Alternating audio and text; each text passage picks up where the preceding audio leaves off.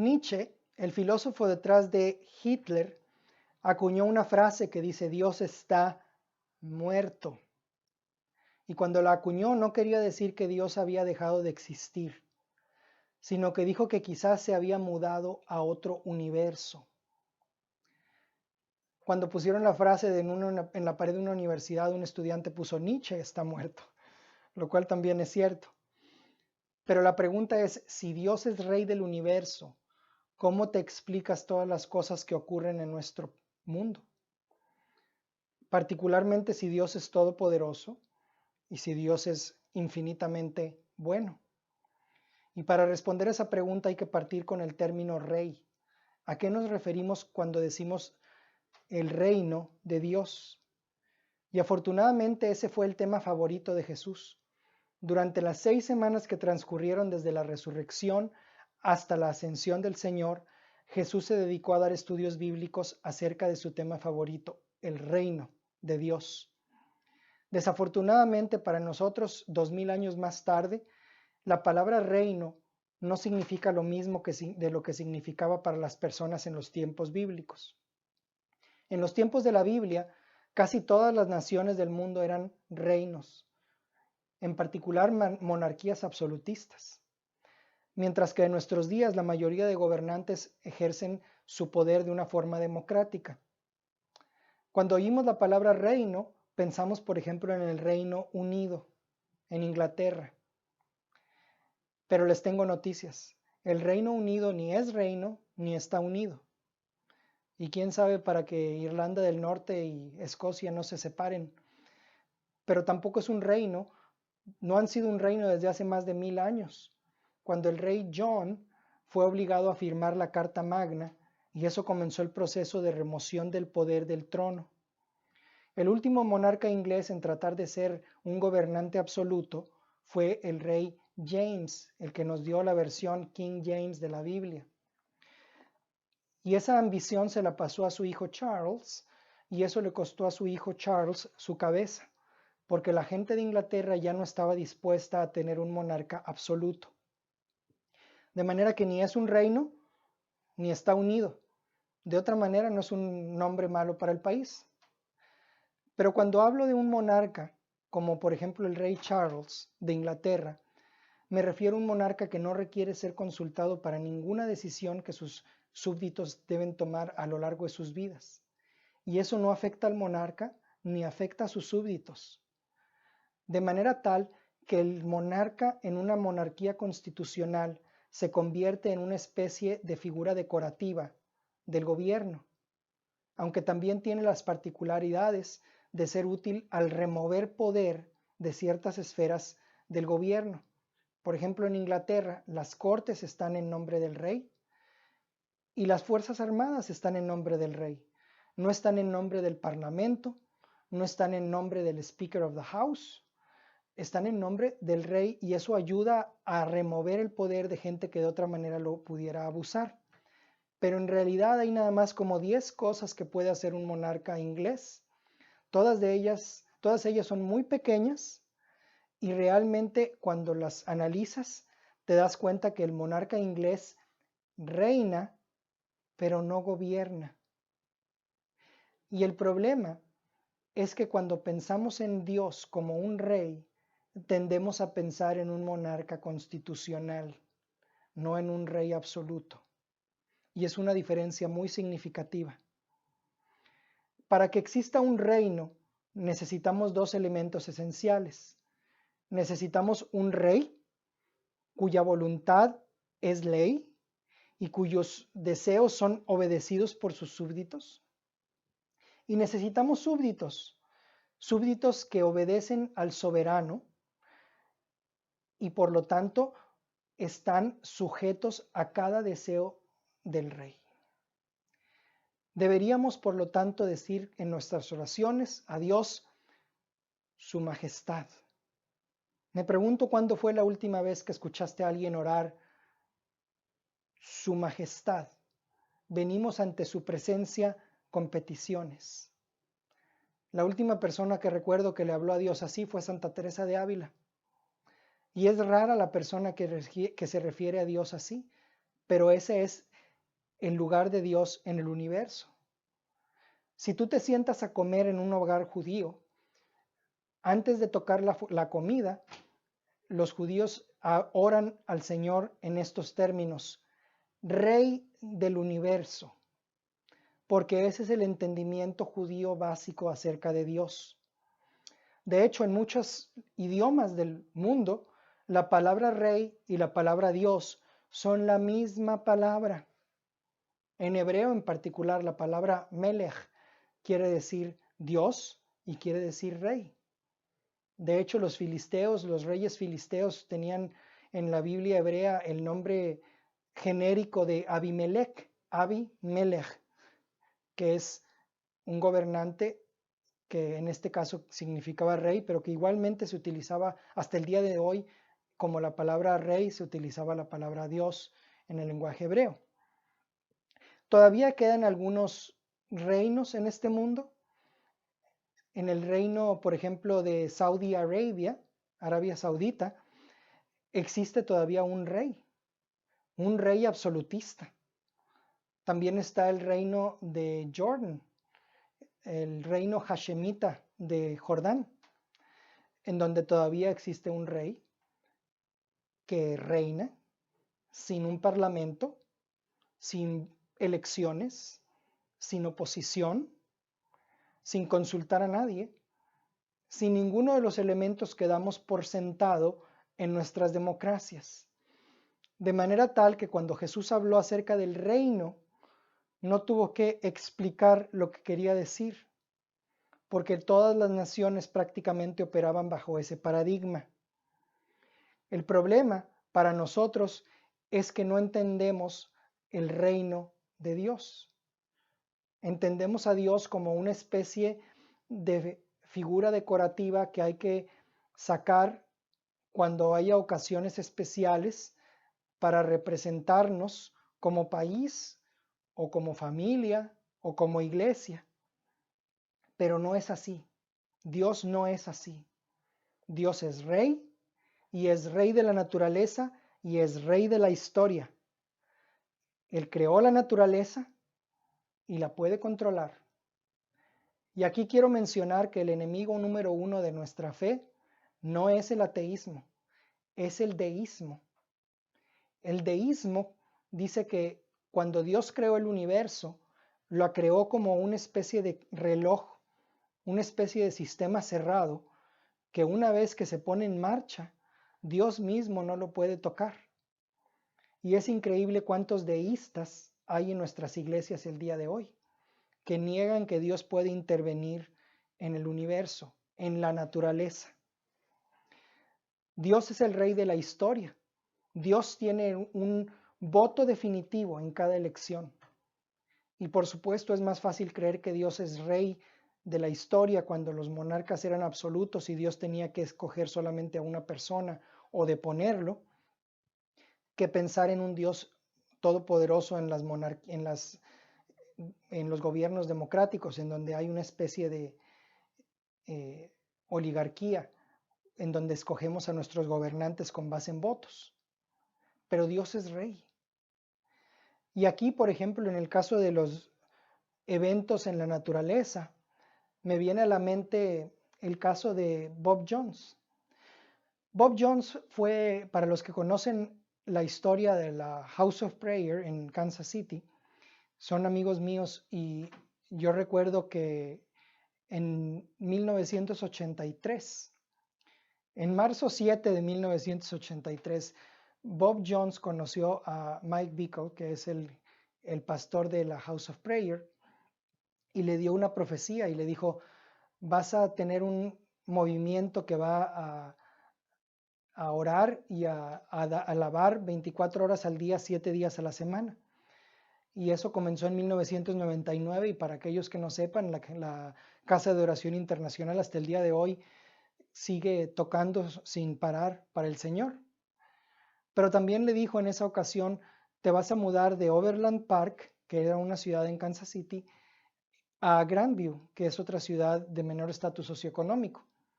También le profetizó que iba a vivir en las instalaciones que anteriormente le pertenecían a un presidente de los Estados Unidos que fue instrumental en la formación del Estado de Israel, Harry S. Truman.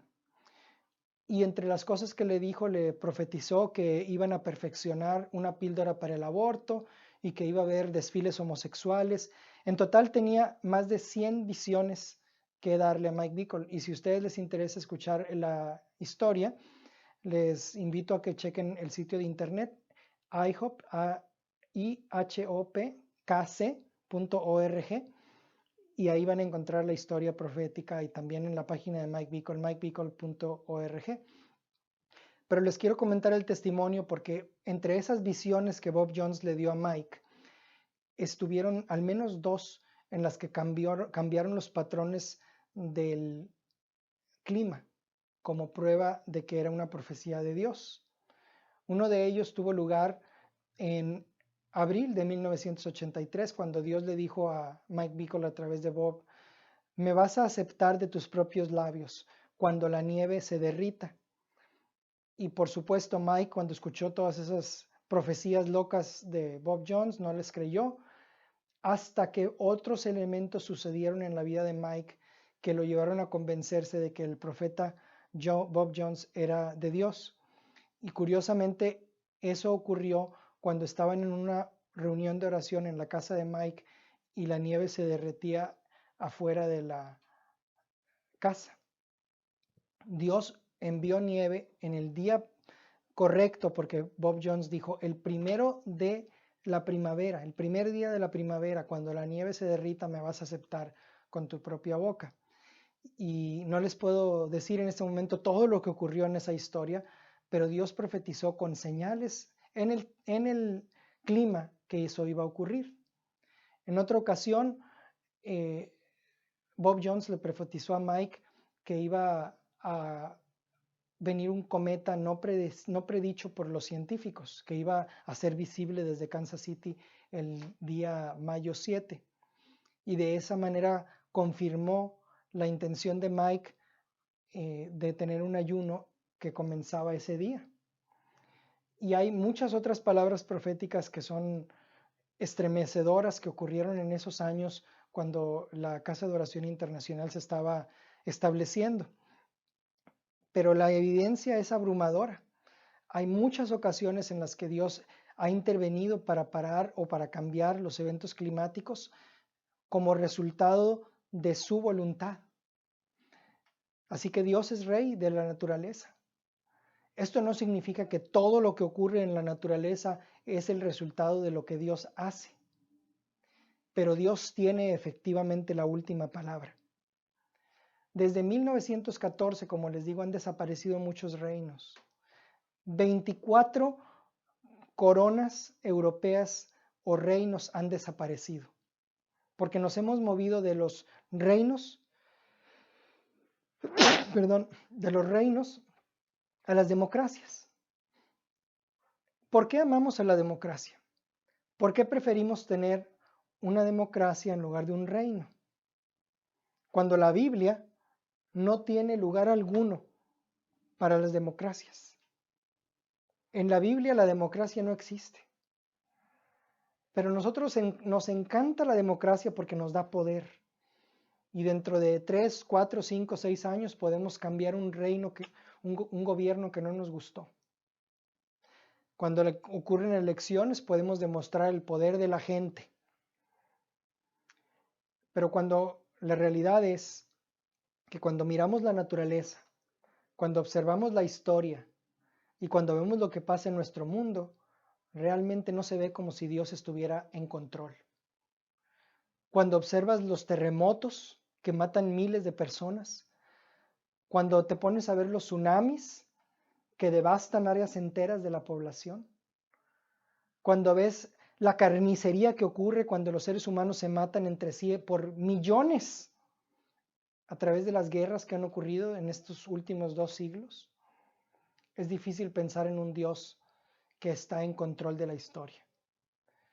Más aún que han ocurrido alrededor de 38 guerras desde que terminó la guerra mundial, la Segunda Guerra Mundial. Entonces, ¿cómo le hacemos para compaginar esta contradicción aparente entre lo que nosotros vemos en el mundo y lo que creemos acerca de Dios. Y los seres humanos, particularmente los cristianos, han intentado compaginar estos dos aspectos de Dios de varias maneras.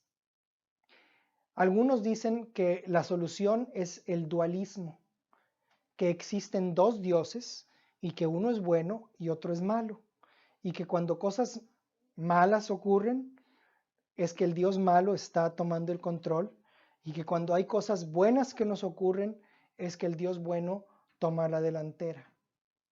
Otros han propuesto que en realidad estamos en una situación de politeísmo, en donde no hay un Dios, sino muchos dioses. Y eso nos pone en un problema, porque cuando algo malo ocurre, entonces tenemos que ponernos a investigar a cuál Dios hemos ofendido. Y crea una especie de jerarquía entre los diferentes dioses. Pero la pregunta para los cristianos es aún más compleja, porque si la respuesta es dualismo o la respuesta es politeísmo, entonces no hay problema. Tenemos una solución para las cosas malas que ocurren en nuestro universo. Pero si la respuesta es la respuesta cristiana y solamente hay un Dios y es todopoderoso, la pregunta entonces ¿es bueno? Porque si es bueno y es todopoderoso, ¿por qué no para las guerras? ¿Por qué permite los desastres naturales? Bueno, algunos dicen es que en realidad no es un Dios todopoderoso. Algunos dicen que es que Dios es débil. Incluso en las iglesias hay obispos de la Iglesia de Inglaterra, los episcopales han propuesto que Dios es tan débil como agua, que está esperando que nosotros nos levantemos y que lo ayudemos a arreglar todos los problemas que tiene con nuestro mundo. Pero la Biblia es clara. Dios es todopoderoso de principio a fin. Entonces la única respuesta es, si Dios es bueno, si Dios es todopoderoso, entonces no puede ser bueno. Entonces Dios está jugando jueguitos con nosotros. Entonces somos como juguetes en sus manos y no nos podemos quejar porque Él es Dios y nosotros somos sus criaturas y estamos en las manos de un sádico universal de cuyo juego no nos podemos salir. Y es simplemente su voluntad que ocurran cosas buenas y que ocurran cosas malas.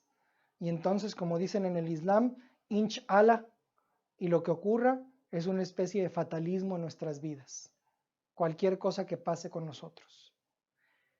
Esa no es la respuesta de la Biblia. La Biblia indica indubitablemente que Dios es bueno y que Dios es todopoderoso. Entonces, ¿por qué ocurren las cosas de la forma en la que nos ocurren? La respuesta de la Biblia es que Dios no solamente es el único rey en este universo. La respuesta de la Biblia es que hay más de un reino operando en nuestro mundo. En realidad hay una multitud de reinos y cada miembro de la raza humana quiere ser un pequeño rey o una pequeña reina. Hemos tomado la decisión en nuestras vidas individuales, así como en nuestras vidas colectivas, de decidir por nosotros mismos lo que es bueno y lo que es malo. Y de decirle a Dios, Dios, tú no eres nuestro rey. Si a nosotros nos apetece tomar del fruto del árbol del conocimiento del bien y del mal y probarlo por nosotros mismos, es nuestra prerrogativa decidir si es bueno para nosotros o si es malo para nosotros. Para muchos de nosotros, ese árbol del fruto prohibido, esa área de nuestras vidas en las que queremos mantener independencia de Dios y decir, este es mi reino, particularmente en el caso de las mujeres, es nuestro hogar. Las mujeres muchas veces dicen, Este es mi hogar, este es mi nido, y aquí yo soy reina, y aquí yo mando, y esta es mi familia, y ellos hacen lo que yo les diga. En el mundo comercial hay multitud de reinos. No ha habido un solo hombre que ha comenzado un nuevo negocio que no quiere inmediatamente hacer que crezca, que no quiere convertirse en un rey de su pequeño reino y sobre todo tener otras sucursales. Y qué mejor que tengan su nombre publicado encima en un letrero grande. Y el jefe va a querer pronto tener un carro digno de un rey para ir a visitar las diferentes operaciones, sus diferentes sucursales. Los políticos mismos comienzan queriendo servir a la gente y no pasa mucho tiempo sin que quieran convertirse en reyes y crear su propio nombre y subir en el estatus político hasta llegar a ser presidentes. Lamentablemente hasta lo vemos en las iglesias.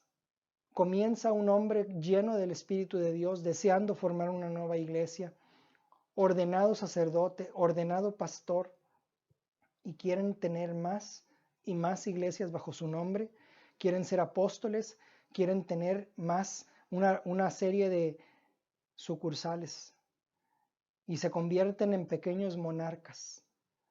Ese no es el reino de Dios. Tener más y más iglesias no es construir el reino. Es la ambición de un hombre que quiere construir su propio reino. Incluso en el nivel más humilde, un hombre que comienza a trabajar muchas veces no quiere ser un empleado, prefiere tener su negocio propio y convertirse en su propio jefe. Y lo vemos incluso en los que instalan las roofs, ya hasta se me olvida el nombre, las personas que ponen los techos, deciden cuándo poner, cuál casa tomar para trabajar en ella y cuánto cobrar. Y eso causa competencia. Y tenemos a gente en el mercado competitivo decidiendo cuándo trabajar y cómo hacerlo. Y en realidad la actitud que forma la raíz de nuestro pensamiento cuando se refiere a Dios es decirle a Dios: Dios, tú no eres rey de esto. Yo soy rey aquí. No me dices qué hacer en este pedacito de mi vida. Eso es pecado, como la Biblia lo describe. El deseo de mantener ciertas áreas de nuestras vidas como áreas privadas, en las cuales Dios no se supone que va a interferir. Una área de nuestras vidas independiente de su reino. Pero más allá de que esa sea la raíz de nuestro problema con Dios, existe una raíz aún más profunda del problema. Y la raíz es que detrás de todos estos reinos, detrás de todos estos reyes, detrás de todas estas reinas y reinos formados por las iglesias y las instituciones y los negocios, hay algo más. Y es el hecho de que el diablo es el rey de este mundo. El rey de este mundo es Satanás. Y la Biblia lo llama el Dios de este mundo, el príncipe de este mundo y el gobernador de este mundo.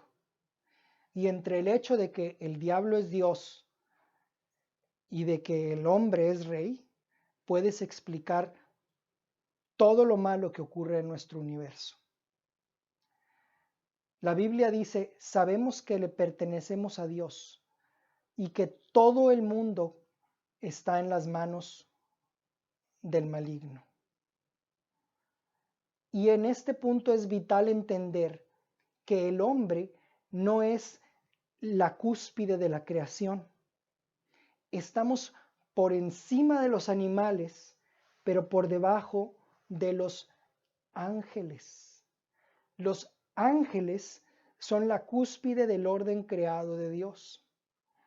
Son más hermosos que nosotros, son más poderosos que nosotros, son más rápidos que nosotros. Un ángel puede recorrer el universo mucho más velozmente que un avión Concorde. Y es esencial para nosotros reconocer la presencia de los ángeles para entender la cosmología de la Biblia. Porque los ángeles, una tercera parte de ellos, al igual que nosotros, también se rebelaron contra Dios. También, al igual que el hombre, esos ángeles decidieron decirle a Dios: esto es mío, tú no eres el rey de esta parte. Y esa tercera parte de los ángeles fueron dirigidos por Satanás, que es el Dios, príncipe y gobernador de este mundo, para comenzar una rebelión. De manera que los hombres están en rebelión y quieren ser el rentero y no el inquilino de la tierra. Los ángeles están en rebelión y su reino es este mundo. ¿Sabían ustedes que Satanás ha logrado incluso cambiar el Padre Nuestro? Porque el Padre Nuestro, como Jesús nos dio la oración, comienza por las necesidades de Dios. Padre nuestro que estás en el cielo, santificado sea tu nombre, venga a nosotros tu reino, hágase tu voluntad, las necesidades de Dios. Continúa por nuestras necesidades, y nuestras necesidades son comida, libertad y perdón. Danos hoy nuestro pan de cada día, perdona nuestras ofensas, y al final menciona nuestra necesidad de libertad, menciona nuestra necesidad de que seamos librados del mal. Pero como Dios dio la oración, no dice líbranos del mal, dice líbranos del maligno. Y aquí vemos cómo Satanás ha tergiversado la oración del Padre Nuestro para que la iglesia nunca ore contra él. De manera que en lugar de orar para que Dios nos libre del maligno, oramos para que Dios nos libre del mal, como si el mal fuera esta cosa impersonal de la cual Dios nos tiene que librar, cuando en realidad no existe mal por sí solo. Existe gente mala. La maldad no es una cualidad esotérica, es una cualidad que existe en una persona, en el maligno. Pero al hacer esto, Satanás nos está tratando de confundir para que no creamos que Satanás existe como una persona, como una entidad personal. Y esa es su principal estrategia, que no nos demos cuenta que existe. De manera que aquí hay que hablar entonces del reino de Satanás. Hay que hablar de los agentes satánicos que actúan sobre nosotros y actúan sobre cada país para engañarnos. Porque el reino de Satanás es un reino de engaño. Dios mismo, Jesús, lo llamó el padre de mentiras, porque esa es la forma en la que el reino de Satanás opera. Es un reino de engaño. Cuando ocurren cosas verdaderas en el reino de Dios, Satanás siempre se inmiscuye para poner el engaño. Donde quiera que hay profecía verdadera que ocurre en la iglesia, manda profecía falsa. Donde quiera que ocurre sanidad verdadera en la iglesia, Satanás manda sanidad falsa. Y debes estar muy consciente del contexto de cada versículo en la Escritura, porque Satanás también envía engaños cuando se trata de predicar el Evangelio. ¿Cómo Satanás ha engañado al pueblo de Dios? Muy sencillo. Ponte a pensar. Si tú eres un oidor de la palabra, pero no un hacedor, estás engañado. Le estás dando lugar a Satanás. Si tú eres una persona que dices, no tengo pecado, no tengo nada que confesar, no necesito perdón, estás engañado. Si tú eres una persona que dices, estoy enteramente santificado, estás engañado. Porque la batalla no va a dejar de rugir hasta el último día de tu vida. Si tú dices, yo soy alguien, yo he logrado algo, no eres nada, estás engañado. Si tú dices, yo soy espiritual, soy religioso, pero tu lengua no está perfectamente domada, estás engañado. Si tú dices que eres sabio, cuando en realidad eres tonto, estás engañado. Si tú dices que no vas a cosechar lo que estás sembrando en tu vida, estás engañado. Si tú piensas que tú puedes seguir pecando y aún así heredar el reino de Dios, estás engañado. Si tú piensas que puedes contactar a las personas malas y tener comunión con ellos y ser su cuate y participar en lo que ellos hacen, pero que no te va a afectar, estás engañado. Y cada una de estas cosas que les digo, las saqué de la Escritura. Y después me pueden buscar para decir, si quieren saber los pasajes exactos. Los saqué de Santiago, Juan, Corintios, Romanos, Gálatas, Primera de Juan y Primera de Corintios. El reino de Satanás no es solamente engañoso, también es oscuro. Esa es la segunda característica del reino de Satanás.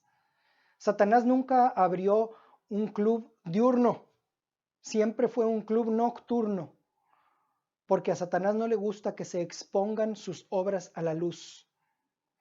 Durante la Segunda Guerra Mundial, todos los arrestos realizados por la Gestapo, la policía secreta de los nazis, se llevaban a cabo a las 3 de la mañana, cuando no lo esperabas y bajo la cubierta de la oscuridad. Porque a Satanás le encanta esconder las cosas. A Satanás le encanta que peques en lo oculto, enfrente de tu computadora, viendo imágenes impuras. A Satanás le encanta mantener tus hábitos pecaminosos privados, porque su reino opera en la oscuridad de tu habitación y en la oscuridad de tu corazón. Así es como Satanás toma control de tu vida. El reino de Satanás no es solamente un reino de engaño y un reino de oscuridad. El reino de Satanás también es un reino de enfermedad. Es un reino de enfermedad y lo vemos todos los días en nuestro mundo. Vemos a las personas morir de cáncer. Vemos a los niños morir de diversas enfermedades. Vemos, por ejemplo, que una de las mayores armas de Satanás contra las actividades de Dios es precisamente la enfermedad, para poder parar la actividad de los hijos de Dios. Aún así, Dios está buscando a un pueblo profético, cuya oración no sea simplemente que Estados Unidos sea una nación sana y próspera, sino que sea una tierra, no solamente que Dios bendiga, sino que Dios santifique. Dios está buscando un pueblo que no solamente ore, God bless America, sino Dios santifica a América. Se trata de traer gente al reino de Dios a través de liberarlos de la enfermedad que es provocada por el reino de Satanás. Pero aquí estoy anticipando mi segunda sesión, en la cual vamos a hablar acerca de cómo el reino de Dios irrumpe en el reino de Satanás y cuál es nuestra función como iglesia en lograr ese objetivo. La tercera característica del reino de Satanás, la cuarta, es que es un reino de división. A Satanás le encanta dividir al enemigo. Satanás sabe que para conquistar al enemigo hay que dividirlo, y es por eso que le encanta causar divisiones entre los cristianos.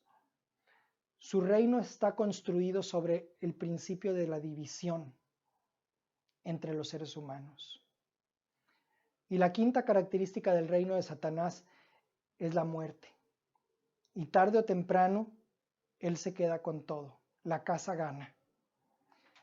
Camina, por ejemplo, en la noche sobre la Bisonet. ¿Han ido a la Bisonet a altas horas de la madrugada?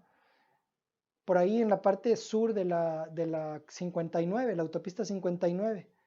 Caminen un día por ahí y vas a odiar a Satanás. Vas a ver la clase de trabajo que está llevando a cabo entre los jóvenes de Houston. Los está matando con drogas, con artificialidad, quizá no físicamente, aunque también incluye muerte física. Cuando hablo de que el reino de Satanás es un reino de muerte, me refiero a que es un reino de muerte espiritual. Estar muertos para el Padre.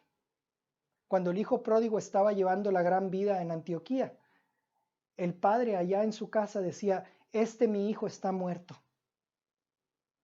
Y el hijo estaba viviéndolo a todo dar en lo que era en el tiempo antiguo lo que hoy es París o Las Vegas, gastando su dinero. Y el padre decía, está muerto.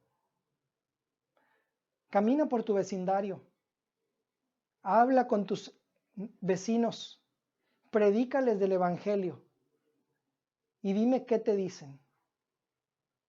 Te vas a sorprender de cuán muertos están, de cómo tu amable vecino que te presta la podadora está muerto para el Padre. Y esa es la peor muerte que puede existir. Estar muerto en vida para Dios cuando todavía te quedan 20, 30, 40 años por vivir. Y esa es la explicación bíblica de por qué nuestro mundo está en un caos total. Es porque la gente ha rechazado la voluntad de Dios. Y los ángeles también han rechazado la voluntad de Dios. De manera tal que cuando Jesús vino, predicó lo mismo que Juan el Bautista. Sus dos mensajes al principio fueron idénticos. Arrepentíos porque el reino de Dios se ha acercado. ¿Qué quiere decir que el reino de Dios se haya acercado? Eso lo vamos a ver en la segunda clase. Pero lo que les quiero decir es que antes de que Jesús comenzara su ministerio, tomó una acción decisiva y dijo, antes de que pase tiempo con la gente, debo pasar tiempo con Satanás. Y es un orden de prioridades muy interesante. Primero debo amarrar al hombre fuerte, atarlo, dijo Jesús, antes de poder liberar a sus víctimas. Porque no tiene sentido decir, si no crees en los ángeles y si no crees en un diablo que es una persona, una entidad personal, no tiene sentido lo que Jesús hizo. ¿Cómo? Pasar tiempo en el desierto para ser tentado por Satanás antes de comenzar tu ministerio. Pues solamente vas a hacer eso si crees que Satanás es el rey de este mundo. Pero la mayoría de las personas no creen en un Dios, o si creen en un Dios personal, ciertamente no creen en un diablo personal que toma una acción directa sobre sus vidas. Y por lo tanto, la mayoría de nuestros vecinos están atrapados en echarle la culpa a Dios. Es la mentira de Satanás de que la culpa es de Dios. La culpa es de Dios por todas las cosas que nos pasan, que son dolorosas, que son incómodas y que nos destruyen. Le echamos la culpa a Dios. Le echamos la culpa a Dios por las guerras que nosotros comenzamos y que nosotros peleamos. Le echamos la culpa a Dios por los niños que mueren de hambre en África, cuando es nuestra avaricia colectiva la que los tiene en esa situación. ¿Sabían que, de acuerdo a las Naciones Unidas, existe en nuestro mundo suficiente grano y suficiente comida en términos de producción para alimentar a todo el mundo? Y que el único problema que causa la desnutrición en África y los niños que mueren de hambre es la distribución de ese alimento. Porque cuando ocurrió el diluvio, Dios prometió que las las temporadas y las producciones agrícolas no iban a cesar. Pero ¿qué va a ocurrir al final de los tiempos? Jesús lo predijo. Hambrunas en cantidades nunca antes vistas, porque también va a haber una caída del hombre como nunca antes se ha visto y un efecto sobre la tierra de manos de Satanás como nunca antes se ha visto. De manera tal que las inundaciones, las sequías y todo lo que el hombre ha hecho para contribuir al desastre natural que ocurre en este mundo son obra nuestra o son obra de Satanás, pero no son obra de Dios. El problema es que si solamente tienes una idea vaga de que Dios está en control de todo lo que ocurre, estás encerrado en echarle la culpa a Él por todo lo que pasa. Y así es como la gente absorbe la mentira de Satanás. La pregunta, la gran pregunta aquí es que ante todas estas manifestaciones de maldad, la pregunta de Dios es, ¿por qué quieres que yo sea soberano sobre tu mundo que está sufriendo? ¿Por qué quieres que yo actúe soberanamente y resuelva todos esos problemas cuando tú no estás dispuesto a ser mi súbdito? Esta es la pregunta crucial que quiero dejar con ustedes esta mañana. Y si les he causado muchas otras preguntas, esta no se les debe olvidar.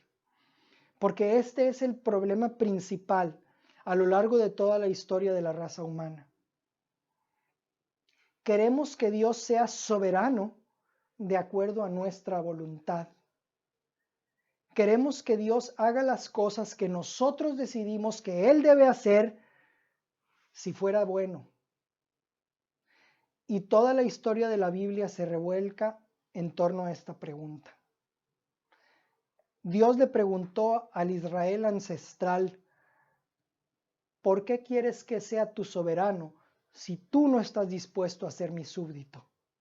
Y los israelitas le decían, Señor, abandona el cielo y ven abajo, baja Señor, actúa. Y si lees los salmos vas a encontrar que todos los salmos casi dicen, ¿hasta cuándo Señor? Escucha mi clamor.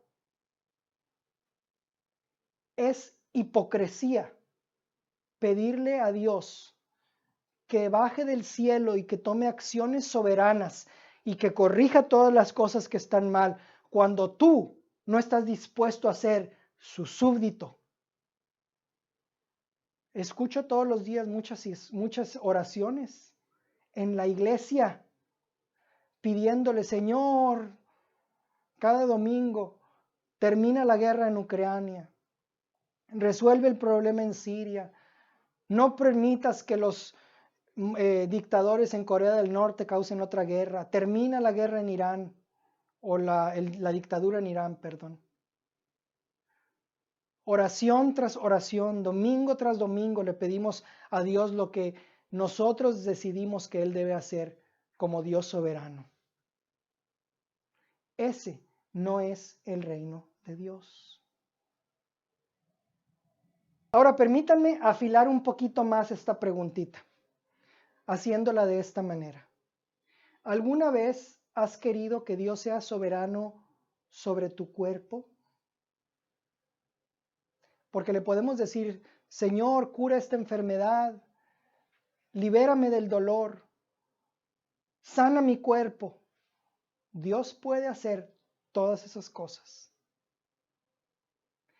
Pero cuando le pides a Dios que actúe de forma soberana sobre tu vida, al mismo tiempo estás dispuesto que Él actúe sobre tu glotonería. Al mismo tiempo estás dispuesto a que Dios quite tu alcoholismo.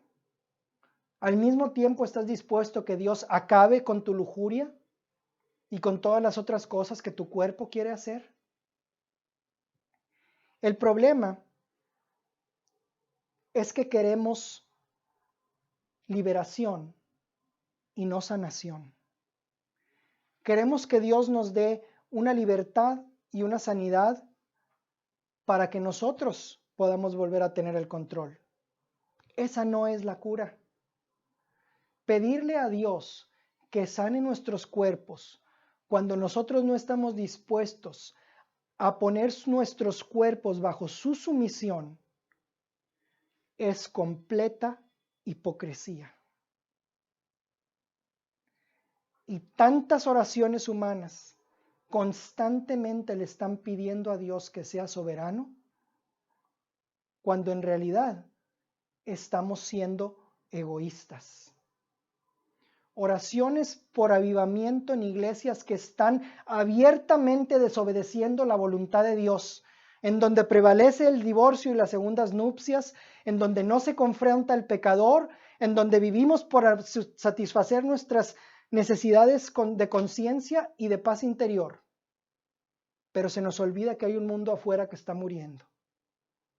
Y le pedimos a Dios que soberanamente envíe avivamiento mientras desobedecemos a la cabeza de la iglesia. Hipocresía. Y este es el corazón del problema. Esa es la razón por la cual el reino de Dios no se ve en nuestro mundo el día de hoy, sino solamente puede ser observado por aquellos que tienen un nivel de discernimiento mayor. Pero la persona promedio viviendo en Estados Unidos el día de hoy no puede ver el reino de Dios y por lo tanto no se da cuenta que existe. ¿Y por qué habrían de darse cuenta que existe? No hay ninguna evidencia.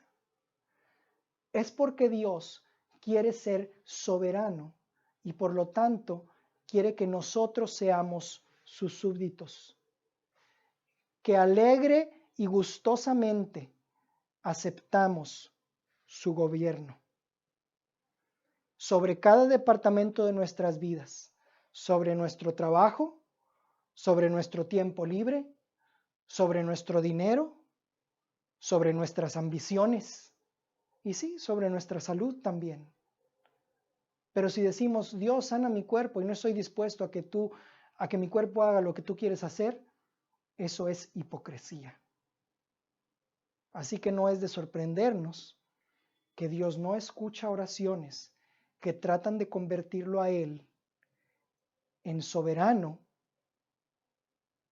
bajo nuestro gobierno.